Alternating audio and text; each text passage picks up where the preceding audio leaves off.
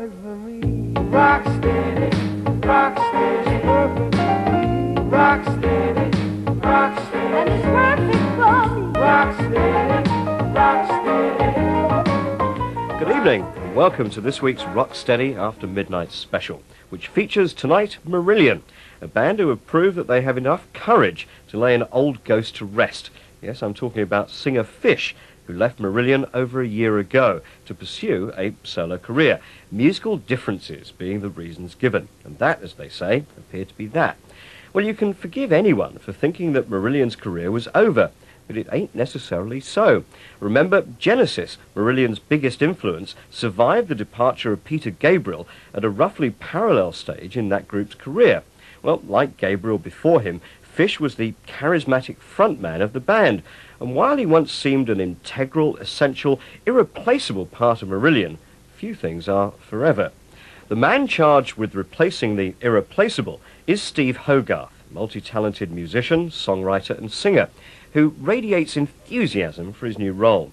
With the release of the new Marillion album Season's End this year and a world tour, Steve Hogarth took time off to join us in the Rocksteady studios to talk to Dave about his new role. Well, what about yourself, Steve, in 1989? You had to take over a very difficult role, that is, the role of Fish as lead vocalist with Marillion. Was it difficult?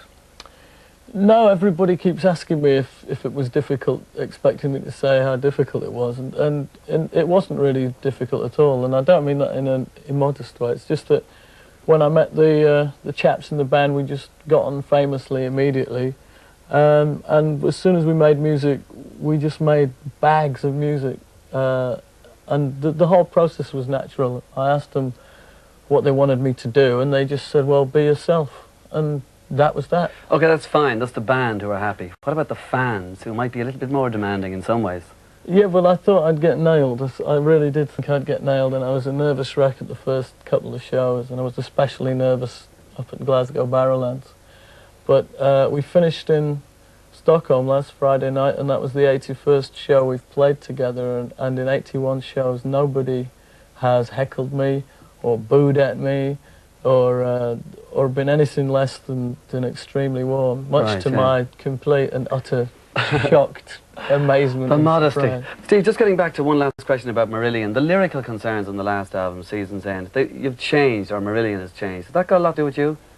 Yeah, it's got quite a lot to do with me. I mean, inevitably that has changed because Fish used to write the lyrics and now he's not there. The same brains are still writing the music, but I was sort of brought in, and I ended up in the end writing about half the lyrics. So I think the lyrics have perhaps become a little bit more.